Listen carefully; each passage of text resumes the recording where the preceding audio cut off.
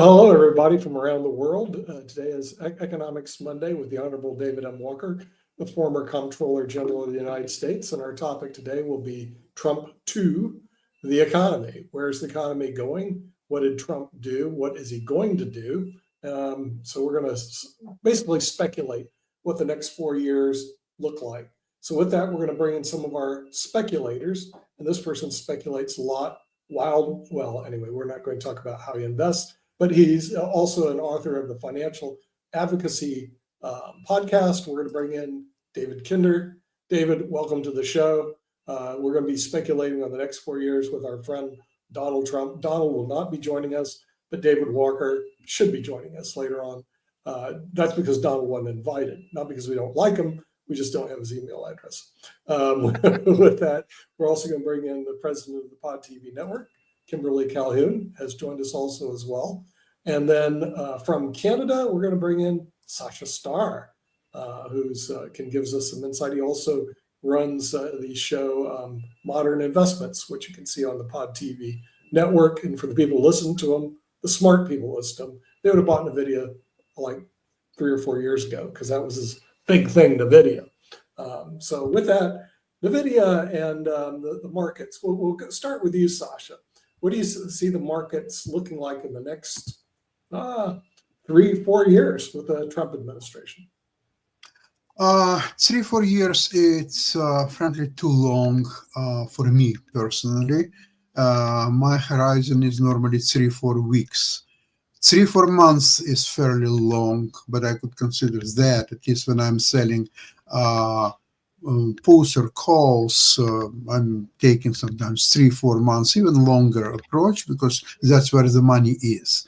And if your goal is to make money, so you are obviously selling options, generating as much cash as possible, and providing, of course, that you have necessary collateral, whether it's stock, so you have covered calls, or you have cash secured puts. So then you act accordingly. My system generated 800 profit, 800% in the last 2 years. I'm very satisfied with that. I started with a very small amount and took it out several months ago, and now I'm playing with the house money, and we are talking about hundreds of thousands of dollars. So speaking about economy, I wish economy will remain the same or will do a little bit better or worse. I want to tell you only one thing. Be careful listening by all this so-called free newsletters or so on, and all the talking heads who are talking about that the crash is coming and it's right there, and the market is overpriced. The normal price per earning ratio on the S&P 500 companies is 16, and now it's 22 or maybe 23. So a crash is imminent. They are all short sellers and idiots. And the more you listen to them, the more money you are going to lose by going short, or you will not generate any profits while the profits are in abundance, especially this time right after election, where money is just there. Just get your money, please. No, people listening to all this doom shares and not only not making any money, but even sometimes losing a lot of money by going short. So please, do it yourself a favor. Don't do that. Don't listen to this garbage. Okay, well, we're going to listen to, then not garbage, but we'll listen to David Kinder, who runs the Financial Advocacy podcast. What do you see the economy in the next 4 years? What are we going to be looking at? Well, I think we already saw some of that when Trump election was finalized. The markets, and why do they love it? Well, we talked a few weeks ago about the Trump Tax Cuts and Jobs Act, and that it was going to expire and sunset at the end of 2025. We believe it largely to be a wash, but what we do like as an American people is that we do like consistency. We like being able to count on certain things. So even though we may consider it to be a wash, the fact is that Trump has every vested interest of extending those same Tax Cuts and Jobs Act provisions, making it better, despite what it may cost for the national debt. Well, we were on this program about 3 months ago, and we talked about that the national debt just hit 35 trillion. We're within days, if not hours, of it hitting 36 trillion. So I'm concerned about both sides of the economics issue, but Wall Street loves the idea of lower taxes and they love the idea of lower regulations. And so I think we're going to see even more of that. I think we're going to see more industry building. I mean, the Keystone Pipeline, I don't remember where we left off with that, but I don't think we ever launched that thing, despite environmental concerns or whatever it is. We were so close to that. And then once President Biden came into office, that didn't go through.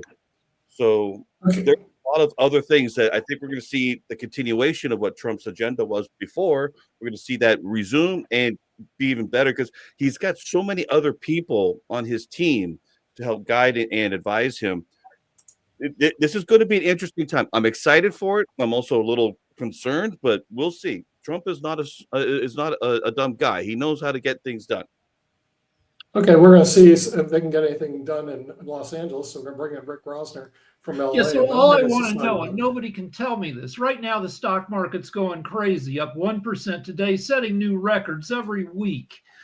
But in Trump 1, things were going, at least for investors, pretty great until COVID. Then things went to hell. So like nobody is a clairvoyant. Nobody can see the future, but I just want to know how long to be invested until Trump's mistakes stack up. Is that going to be year 3 or what? Nobody can say. Until well, then, that might be true. That might be true. No one can say in the United States. So we'll go to Bangladesh and talk to Professor Sharif Rana and see what the thoughts are in the place that has zillions of people. Like 80% of the population lives right next door to Professor Sharif in Bangladesh. What are they saying over there about the Trump economy and the Trump presidency and the economy the next 4 years? What are you looking at? You also run the show World Talent Economic Forum, which you can see on the Pod TV network. Yeah, thank you. Actually, I want to congratulate the US people because they finished the 47th elections. But interesting things, Trump actually tweet before his elections about Bangladesh, that especially the Bangladesh unstable conditions. Maybe it's a political strategy that he tried to make happy the Indian voters in USA. That's why he is taking some positions about the Bangladesh present critical conditions or something like that. Beside that, there are some, after this Trump tweet, there are a lot of media coverage he get in Bangladesh because there are a lot of debate and lot of activities happening in Bangladesh because Trump tweet that there are a lot of mob killing and injustice happening in Bangladesh. But the real truth is that, yes, there are unstable conditions because of the previous political parties. Recently, the different students community, they took the powers and many intellectual community actually supporting our government. Besides that, I believe that the Middle East war and Ukraine and Russia war playing a major role for economic crisis around the world. If Trump can handle this Ukraine and Russia war, on the other hand, he can help to stop this Israel and Palestine issues. Maybe it will give a positive impact on the global economy. Again, that we are living the place that through the social media, internet, lot of things happening around the world. But I believe that next time the honorable presidents in America, Donald Trump should tweet the genuine things in the Twitters or in social media, because misinformation and disinformation create a lot of problems, especially in politics, economics, and many more things. And I believe that Trump team, those who handle social media and other things, there has to be more responsible, because I'm honestly saying how Trump tweet about Bangladesh, this is not true at all. Thank you. Okay, we will now go to Kim Calhoun and see what she has to say about the Trump presidency in the next 4 years. Can you go to someone else? I'm sending David the link. Oh, sending David the link. Then we'll go back to Canada with Sasha Starr. Right. Thank you. I have to focus on this. Thank you. I don't think that you could demand from Trump clamping down on social media, considering uh, the Elon Musk is the primary reason why Trump won the presidency. He is sole owner of the Twitter, and obviously you have to consider one factor. Understand the traditionally GOP, the Republican Party, was a representative of a large business in the United States. It's industrial military complex companies. It's all the leading industrial companies otherwise. And that's all being now replaced by social media companies. One of them, Twitter, but some others are for example, Facebook, which is now called Meta, or Google or others, and all these companies, they can buy several times all the military industrial complex and everything else in the United States. They can buy US government, they can buy everything what is there in the United States. So this is where the real power is. And these are how the people in the United States can be easily manipulated into anything. So the traditional power, all those big companies or so on, it's becoming a day of the past. Today is social media, it's high-tech companies, which sometimes represent the same thing, and that's where the power is. That's why, unless Democrats will learn how to use this new power, what to do to harness this power, to learn how to use this power, they are doomed. They will never win a single election in next 75 years. So this is what Democrats have to learn. They have to understand that the only reason why the party exists is to gain power. And today, to gain power against Trump, Musk, and other people, it's impossible. Forget it. Just sell your party and just go home and make a barbecue. Okay, now we're going to bring in the Honorable David Walker, the former Comptroller General of the United States, who works and used to work and lives in the Tower of Power of Washington, D.C., and maybe he can enlighten us about this power of the economy and the power of Donald Trump in the next 4 years. What impact will he have? Well, first, I live in Alexandria, Virginia, which is close to D.C., but not in D.C. Secondly, I didn't get all of what Sasha said, but let me kind of set the record straight. The Democrats controlled social media until Elon Musk bought X. And the government conspired with social media to censor many things. That's been shown. And they tried to do more. The reason that Kamala Harris lost this presidential race was because she was the weakest candidate Democrats have nominated in decades. She wasn't nominated until 100 days roughly before the election. So she really didn't have time to really introduce herself. She didn't address the issues that the American people were concerned about, which is the economy, inflation, the border, immigration, international stability, crime, especially in major cities. And Trump won an overwhelming victory. He won over 300 electoral votes. He won the popular vote, which for a Republican is very unusual. I don't think anybody predicted that. He took all 7 of the swing states. He made gains with Hispanics. He made gains with blacks. In addition to that, the Republicans took the Senate. They're going to have 53 members of the Senate, which means that that will help with regard to confirming Trump's cabinet and other presidential appointees. It'll help with regard to confirming judges, if you will. And it'll help to the extent that Trump tries to get anything done through budget reconciliation, which can't be filibustered. You just need a simple majority vote. It looks like the House is on the cusp of the Republicans winning the House by about the same margin that they have right now. They might pick up a couple of seats, but it's going to be a very narrow margin. However, there's a big difference when you have a Republican in the White House and Republicans control the House versus a Democrat in the White House, because when you have the opposite party in the White House as compared to the House, whichever party it is, you can have dissidents, and dissidents can have a lot more power because they have a difference of an opinion about how tough you ought to be with the opposition party. When the same party controls the White House that controls the House and the Senate, people tend to fall in line. That doesn't mean they should, but they tend to fall in line, if you will.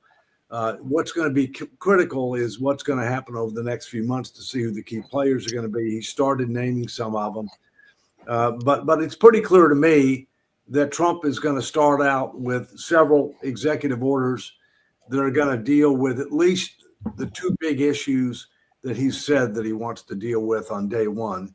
And those are secure the border and start taking steps to deport illegal immigrants that are guilty of criminal offenses, and the over 1 million illegal immigrants who have lost their asylum case. They've already had their chance in court and they didn't prevail. And secondly, energy policy, to be able to open up energy policy to, as he would say, drill, baby, drill, so that not only we can regain energy independence again, but that we can help our allies in Europe, in particular Western Europe, to gain energy independence from Russia over time. So those are just a few preliminary thoughts. I'm happy to go into more, but I don't know anybody who predicted as big a victory for Trump as he got. I expected him to win. I didn't expect him to win as big as he did. Kim, you had your hand. Yeah, I mean, I agree with you on some of these things. Well, actually, everything that you said, and Kamala, she only had 3 months to campaign with. I don't think she did bad, but I don't think she had the fair opportunity to truly run against Trump for the Democrats. Trump promised in his campaign that he was going to end the war before he takes office if he is elected president. And I'm curious how he intends to attempt that.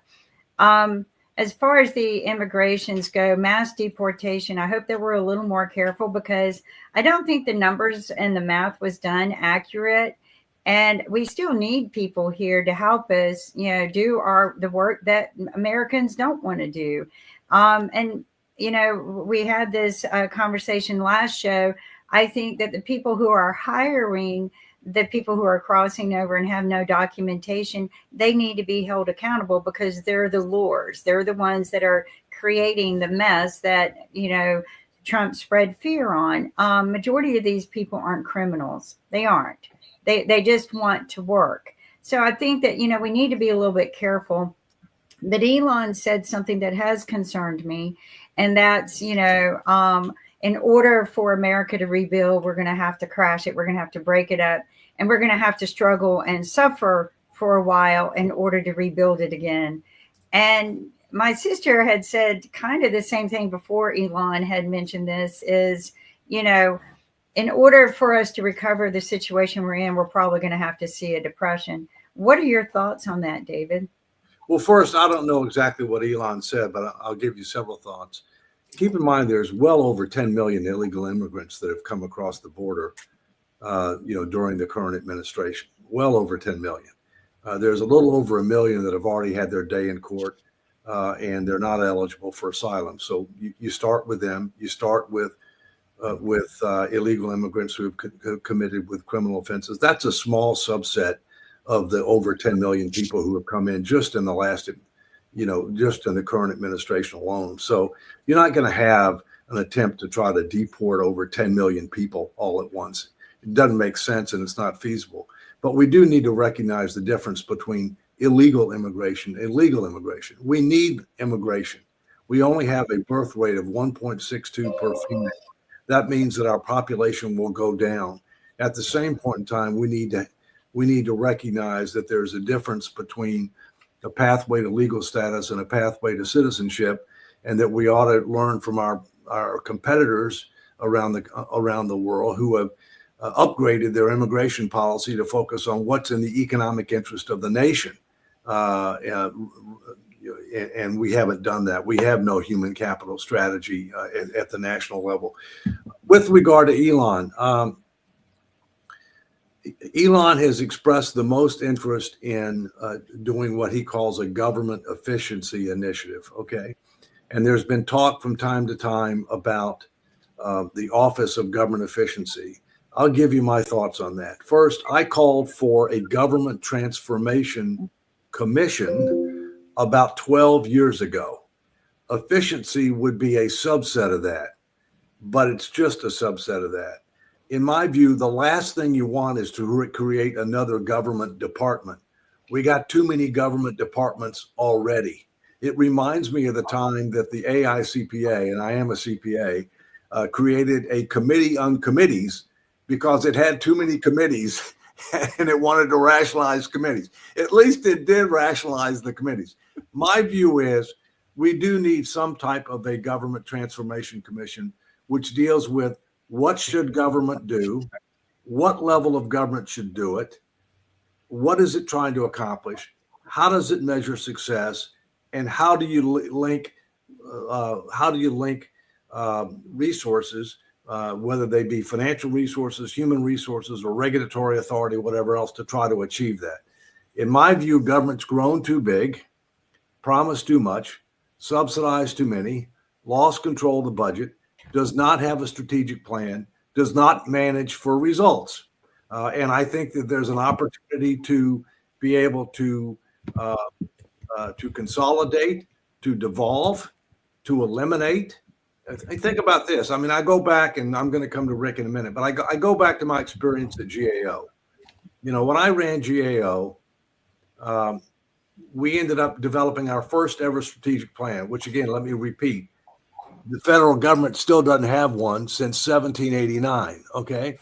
Secondly, the federal government doesn't have key national indicators, economic, diplomatic, national security, social indicators. They don't have indicators to be able to determine what are you trying to accomplish, what's working, what's not working, what do we get rid of, what do we, place more emphasis on. At GAO, we did that. We eliminated 1/3 of our offices. We eliminated a layer of management. We consolidated the number of entities from 35 to 13. We fundamentally changed our performance metrics. We reformed our technology, our human capital systems. We engaged in a range of other partnerships. And the result was we were 13% smaller, 50 to 100% more productive, and 3 times the outcome-based results on ROI. What we did is transferable and scalable to the rest of government, but it takes a concerted effort and support from the president, and we'll see whether that happens. All right, so I have 2 questions for you. So Trump and Musk are, not entirely competent.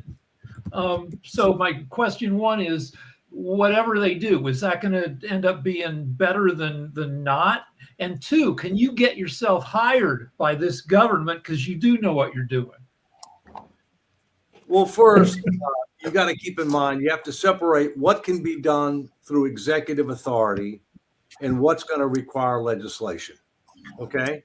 Certain things can be done through executive authority, although I think one of the things that needs to be done, and I've been calling for this for years, no matter who the president is, no matter which party controls the Congress, the president needs broader reorganization authority, broader authority to be able to reorganize the government without eliminating certain type of activities. In other words, if you actually want to eliminate something, you're going to have to, in all likelihood, get congressional approval. All right. But right now we've got too many departments, too many agencies, and every one that you have more overhead associated with it, and you have more turf associated with it, and people trying to protect their interest and you have more of an opportunity for duplication, overlap, redundancy, and gaps. And so, that's something that needs to be pursued. Look, nobody's perfect. Whether or not I would have an opportunity to be part of this, I think there's a decent chance that I would, because in all candor, I don't think there's, let's just say I'm one of the most experienced persons in the country on these kinds of issues. And I have credibility on both sides of the aisle, both the Republican side and the Democrat side. I've been appointed by presidents of both political parties. But we'll see. I mean, that's up to the new president. And I'm not seeking anything, although, I think I could contribute in the right role. I think you should be appointed, definitely. One of the concerns, I've spoke with several people who were backstage during Elon's campaigning with Trump and stuff, and things that were overheard. But would it be a conflict of interest? He is one of the world's leading people in having contracts with our government. He's billions and billions, if not trillions of dollars in the past 10 years from our government.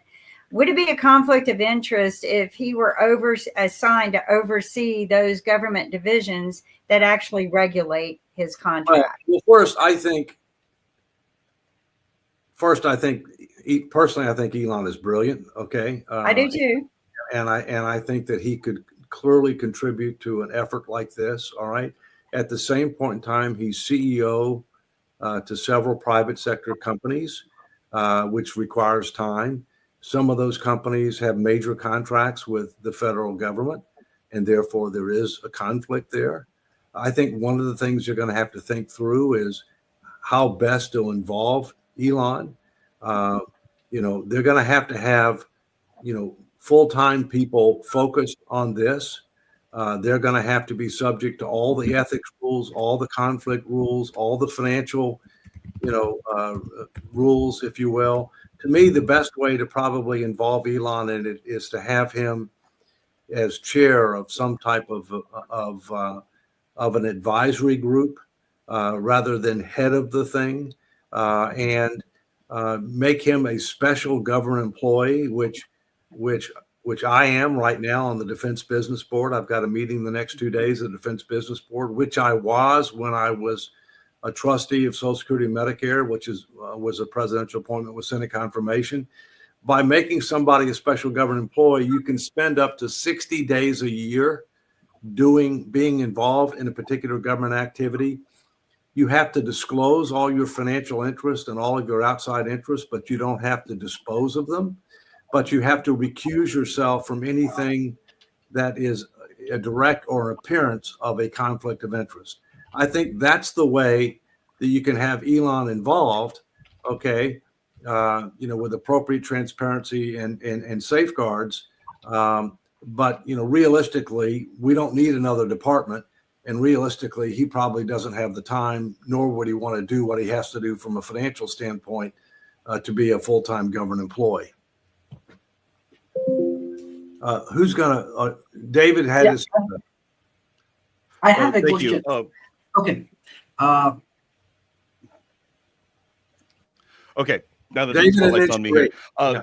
From what I recall with Elon, even Elon, who's owner of Tesla, he was not in favor of the environmental regulate or the electric vehicle mandates.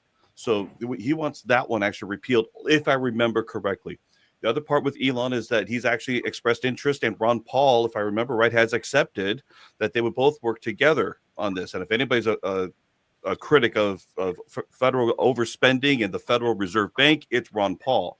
So the two of them together, that's going to be an explosive, wonderful combination, I believe. So we'll have to see what happens from there. Well, the neat thing about Elon is that he can't buy him. That's the neat thing. He has his own stuff, and as long as he's able to keep doing what he's doing, I think it should be fine, assuming that it's all his conflicts are disclosed and that they're not in his way, and he's still abiding by all the government rules and regulations, which he's expressed frustrations with in the past. So, well, that's what happens there. My personal view is one of the things that not enough attention is being placed on right now is the Office of Management and Budget. The director of the Office of Management and Budget is responsible for budget issues, obviously, government-wide management, regulatory issues, government-wide, and would be the point person on interfacing on any particular type of commission that might be a transformation or efficiency commission or a fiscal sustainability commission. That is a really, really critical role. It's not one that you hear the media talking about a lot because they want to talk about state and defense and treasury, and I can understand that. But if you have a president that actually wants to make major transformational change and they've only got 4 years to do it, then he needs to act sooner rather than later with regard to that role. And I come back to what I said. I hear what you're saying about Ron Paul and Elon, and I agree that they can add a hell of a lot of value. But I think the best way to do it is through making them involved in some type of an advisory or commission or something like that, so you can avoid a lot of the the conflict issues and that we've talked about before. Professor Sharif Rana from Bangladesh. Thank you. As like glass ceiling factor is my PhD thesis and it's published in many languages. I have a full sympathy about Kamala Harris, and because she is very dynamic, she definitely a very good leader. And in terms of economic sustainability and everything, leadership is a very important factor. So I want to ask questions to Mr. David. Why USA people cannot welcome women leaders in American president positions? Even the same things we saw in the previous, actually, Trump win actually 2 women against 2 women. And it's very important factor for me because even I sent email to you and Kimberly and Mr. Nick that I want to do research on that particular area, because what is the mindset of the US people? Why they cannot welcome a dynamic woman leaders as a president in their countries? Because Kamala Harris and Hillary Clinton, both of them actually dynamic leaders. They are hardworking. They are very, very influential. But somehow Trump managed these things, and Trump win against all of the women. This is the things. You don't think that? Well, first,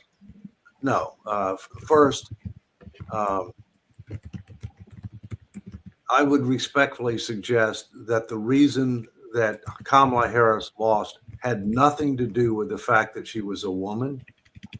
It had nothing to do with the fact that she has, African American heritage or Indian heritage. It has absolutely nothing to do with that. Frankly, she's not viewed as being very competent. The primary responsibility that she was given was the border, and you can debate what her title was, and you can debate but it was a failure. It was a dismal failure. Secondly, she didn't conduct one press conference in 100 days. She didn't have meaningful interaction with regard to the public during those 100 days. You're finding out now that she spent millions of dollars, tens of millions of dollars, to have celebrities come and draw crowds rather than interacting directly with the people. She didn't address the issues that the American people were concerned about, which I talked about before. Now let's go back to Hillary Clinton.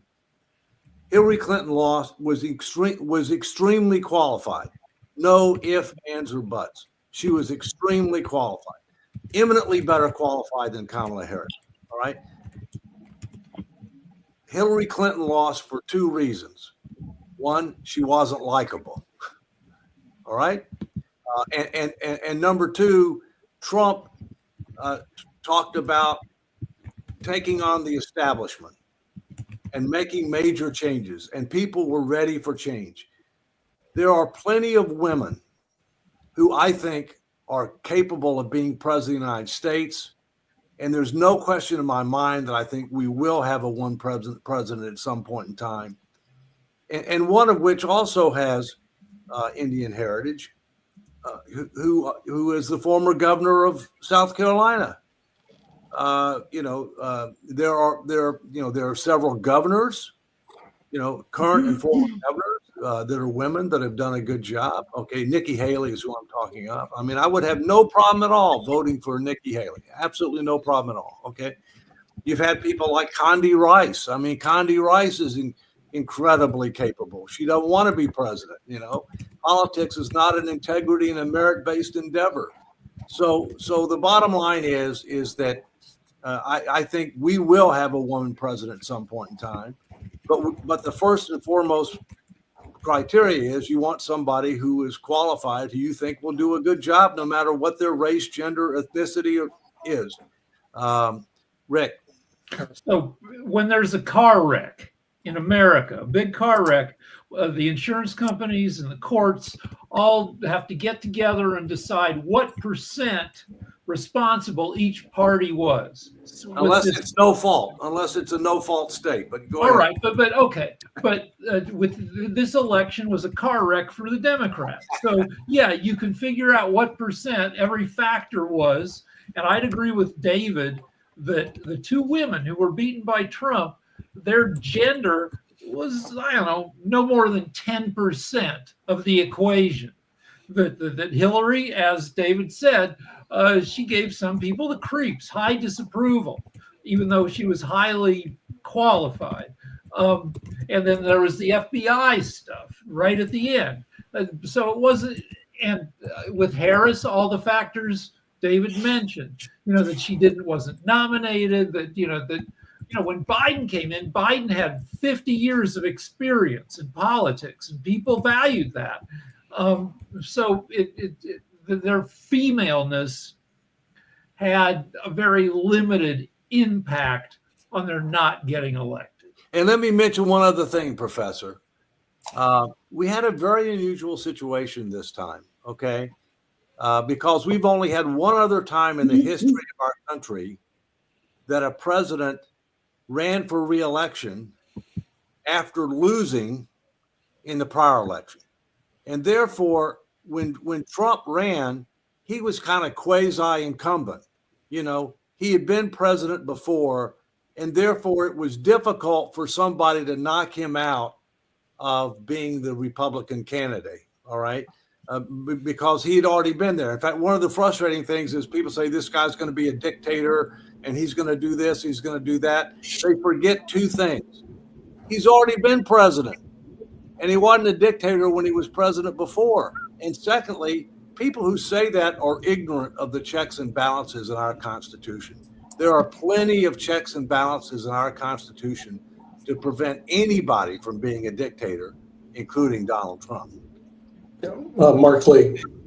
Yeah, just here's some good news that I think you'll enjoy, David, and all along those lines. As I was saying on World Edition, I had the pleasure on Friday of hearing Reverend Barber talk about the war on poverty and the fact that the minimum wage is an issue that won in a number of places when it was on the ballot and everything. But at the event that I was at, I heard a number of people that were there that were upset over the loss with Kamala Harris and everything. They brought up something that you've been a big part of as well, because a number of people at this particular event were running the idea of a third party candidacy. So I'm wondering, are we going to hear a stronger view from not just the right, but from the left as well? Because there were a number of people that, because they were frustrated with the results, are like, hey, maybe it's time to have a third party. Because I even mentioned you in the fact that you were part of No Labels and everything, but it did seem like it has risen its head among the liberal community as well.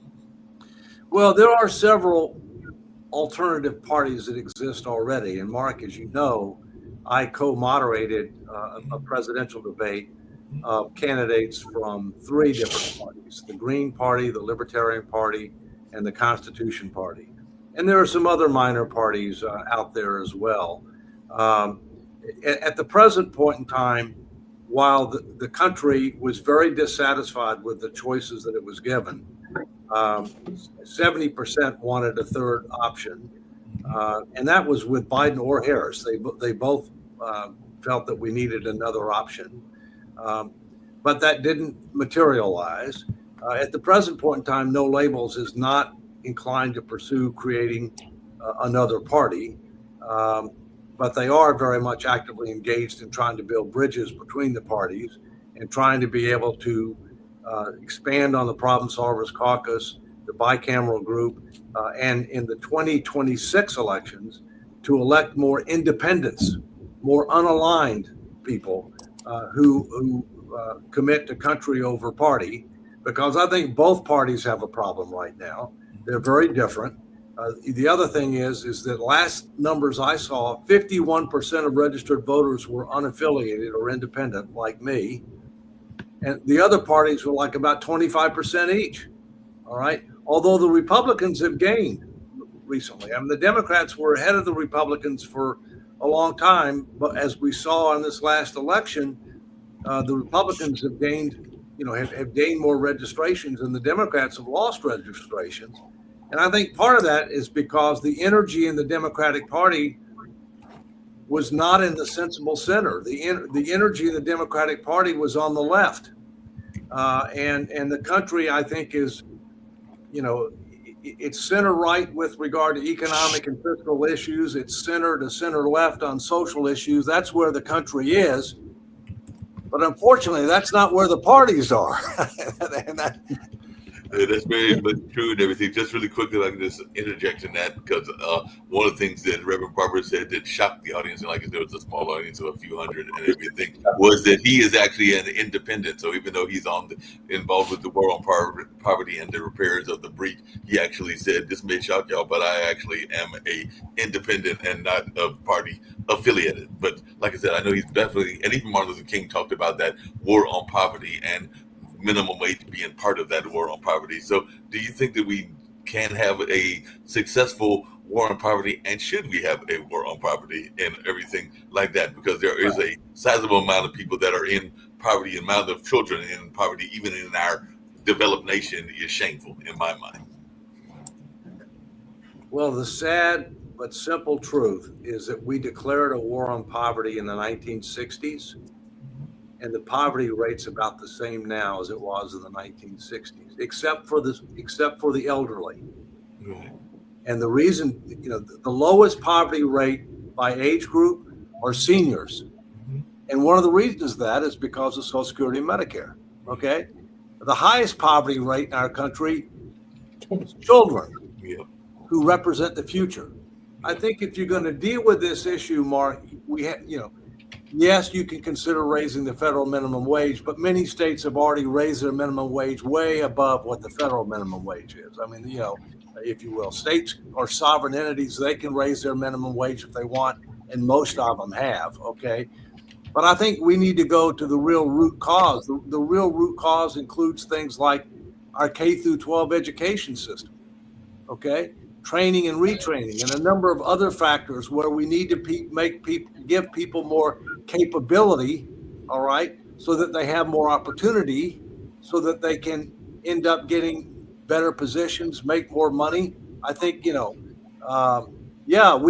want to do something about poverty, but I think it's not just throwing money at people. In fact, what we don't want to do is create a dependency where people become so dependent on the government and they don't have the ability or the tools to be able to do things on their own.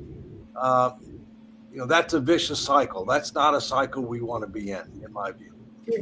David, my question to you is this: how much did inflation affect this election?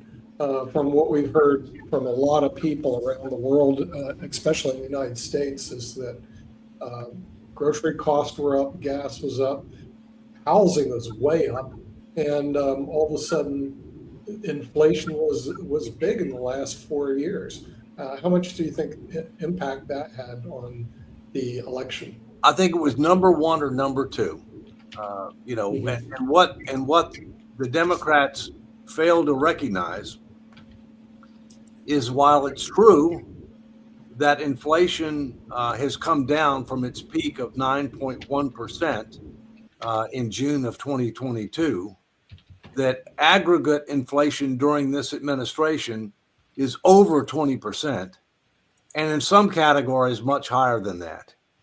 In addition to that, mortgage rates are over double what they were. And so as a result, people were saying, yeah, I hear you that the rate of inflation has come down, but the aggregate amount of inflation that we've had during the last 3.5 years is very high and unacceptable and have not kept pace with real wages. The second issue was the border and immigration. I think the economy, in particular, inflation was number one, and the border and immigration was number two. Okay. Well, when the kind of candidates came out fighting, they tended to fight on personality as opposed to Policy. Politics and the positions. Do you think that had an effect that rather than going directly to the issues, as opposed to going to attack people ad hominem arguments and attack people's personality? Do you think that had a big impact on I this did. I mean, I said, look, we need the campaign to be about policies rather than personalities and the future rather than the past. And it obviously wasn't enough that way, but I'm pleased and proud to say that the free and equal debate that I co-moderated in Hollywood in October that involved those other three party candidates, that it was civil, that we focused on the issues that the American people cared about, and that the candidates answered the questions they were asked. And that is a approach that needs to be taken with future debates. And I think, frankly, one of the things you need to do is you need to have moderators that actually know something about the topics. Thank you. I remember I remember at least one time I said, "Let me repeat my question." Good point. Good point, Counselor. Good point. David, you mentioned, the extreme interest rates on mortgages as well as other lending. What will it take to get that back under control where people can afford to go get mortgage loans and maybe some other loans to get their life back under control? What will it take to reduce that mortgage rate? We got to put our finances in order. We do, but what needs to happen up here first? What needs to happen in the government for that mortgage rate to get back? Well, let's talk about what caused excess inflation and what caused the higher interest rates. Okay, excessive spending fueled inflation. In addition to that, the Federal Reserve keeping interest rates too low, too long, self-dealing in our own debt by buying most of the new debt that was issued as a result of the deficits. So we need to go to the heart and deal with that. The other thing is let's look at some recent signals. The Fed reduced its rate, 50 basis points in September and another 25 basis points recently, and yet long-term borrowing rates are up. And the reason that long-term borrowing rates are up is because we haven't done anything to deal with the fiscal cancer that we have, the tremendous imbalance between our revenues and expenses, the growing liabilities and unfunded obligations that threaten our future position in the world and our future standard of living at home. And so we need to recognize that reality and start taking some steps to deal with it. And one of the things that that I'm working on, and I'm hoping that we're going to have some really big news before the end of this year, is efforts to try to get a constitutional amendment to limit how much debt we can take on as a percentage of the economy. We can't have an unlimited credit card. We can't continue to mortgage the future of our country, our families, and future generations like we are. And until we demonstrate that we've got the willingness and ability to do that, it's going to be difficult for rates to come down, in my view. What role does Powell and the Federal Reserve play in this? Because you and I sat and visited them one time and had a beautiful conversation on some of this. What role can they play or do they play? Well, they, I think unintentionally, but did, enabled excessive spending but Right. and supported unintentionally, in my belief, the modern monetary theory, which said that deficits and debt don't matter, as long as you can borrow in your own reserve currency, unless and until you have excess inflation. Well, the fact is, in the first 2 years of this administration, the Democrats controlled the Senate, the House, and the White House, and they aggressively followed the modern monetary theory. And the Federal Reserve, as I said, kept interest rates too low, too long, bought too much of that debt, monetized it, okay? And as a result, that ended up helping to fuel excessive inflation. My personal view is we need reforms on the Fed too.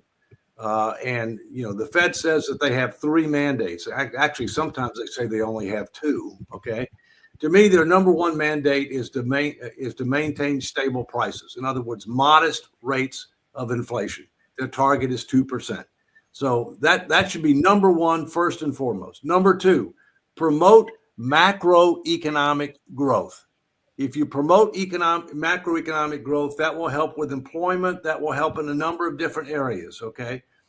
The third mandate that they were giving several decades ago, I think, should be eliminated, which is to focus on trying to achieve full employment.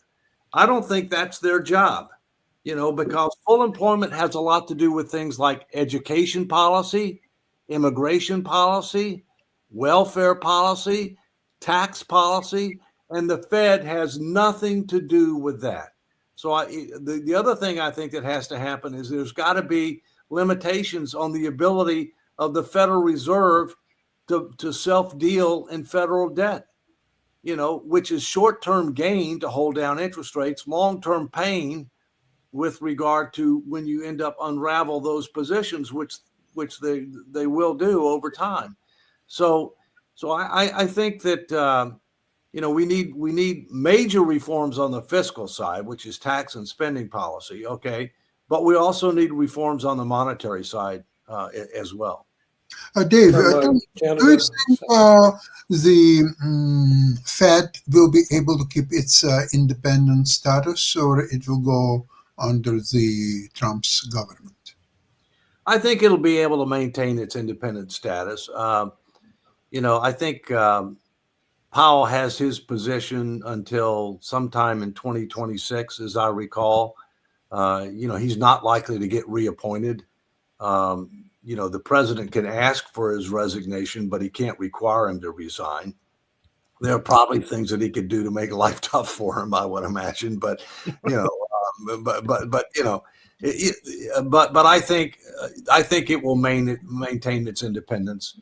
But as I said, I think intentionally or unintentionally, the Fed actually enables some irresponsible fiscal policy. And the Fed has said, and several Fed chairs, including Chairman Powell, to his credit, okay, going back, several Fed chairs have said, that Congress needs to get fiscal policy under control. That is the primary issue.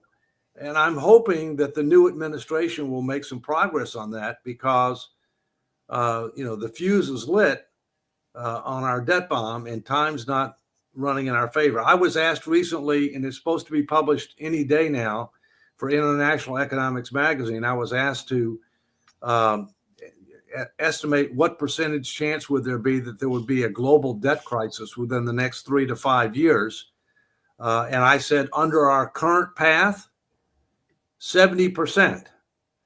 And one of the members of the board that I chair, the Federal Fiscal Sustainability Foundation, Steve Hanke, who's a PhD, he's a professor at Johns Hopkins. He's rated as one of the top 10 economists in the world internationally.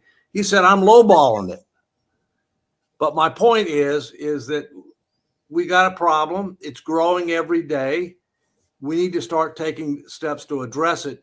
When you have a president who cannot be reelected, you have an opportunity. And I hope that he capitalizes on that. Yeah, David. Other David. If we're going to be talking about the next campaign, as far as I can figure out, first, Kamala Harris, unfortunately, terrible candidate. The only thing she could campaign on, pretty much, that she could seem to articulate was women's rights And unfortunately, that fell on deaf ears. And besides that, if it was able to be turned around, I think they should have been able to do it by now. I'm looking forward to 2028. I think it's going to be Newsom versus Vance. JD Vance has been very powerful in the media, a little bit more of a soft-spoken Trump, yet very assertive. Definitely knows how to challenge the media narrative. And as far as Governor Gavin Newsom, he got a mandate because we passed Proposition 36 overwhelmingly by 70% of the vote here in California, which is basically saying we don't want petty theft. We don't want nonviolent crime. We don't want that anymore. We need to get the handle on this. And I think he's kind of in a little meltdown of his own. And now with the states trying to say we're going to Trump-proof our states against some of these things they want to do, Newsom is the most handsome and the most articulate Democratic candidate that they're going to have. It will be Newsom. He will be I'm predicting that. I would put money on it, that he will be the next Democratic contender for the presidency, and we'll see what happens. That will be a showdown. Well, Sorry.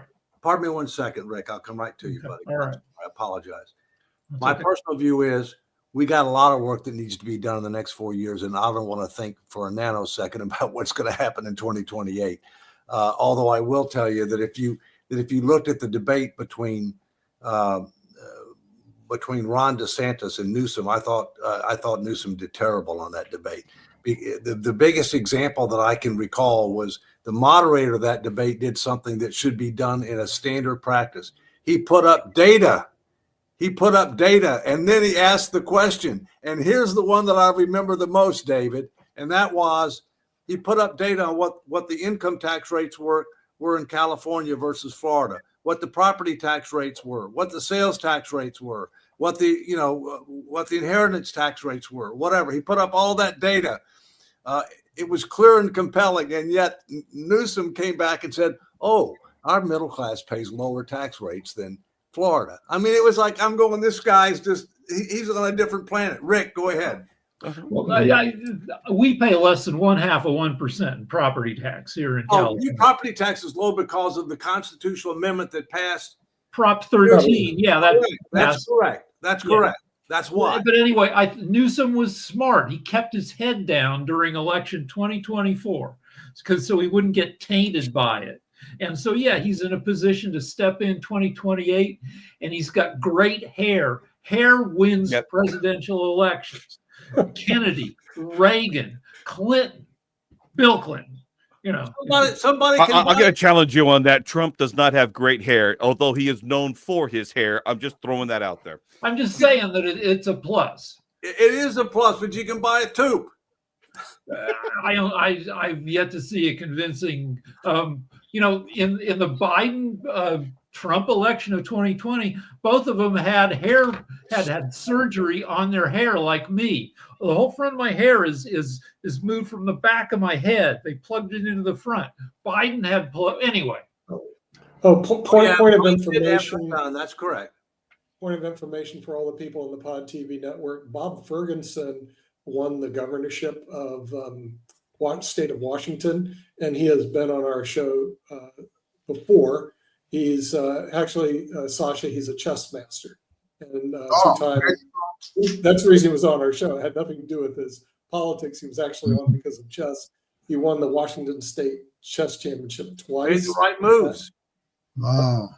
Well, I don't know if he's going to make any moves nationally, Yeah. but he was the Attorney General of Washington State. Then he moved up. Now he's the governor of Washington State. Who knows? He may be looking for a political run. Another point of information, Tom Barkin, who's the president of the Federal Reserve of Richmond. He's Federal Reserve Bank president of Richmond. Is a personal friend of mine, and he used to come to my house all the time in Tampa, Florida, which he may be making a run for becoming the head of the Federal Reserve. You can look up Tom Barkin. So anyway, that I thought you'd find that interesting. We'll see if we can get Bob Ferguson on at a future date. But right now, we're not going into the future, we're going into the past, because we're going to be leaving everybody here shortly because we're at the end of the hour, and our engineers will go crazy if we don't finish up on time.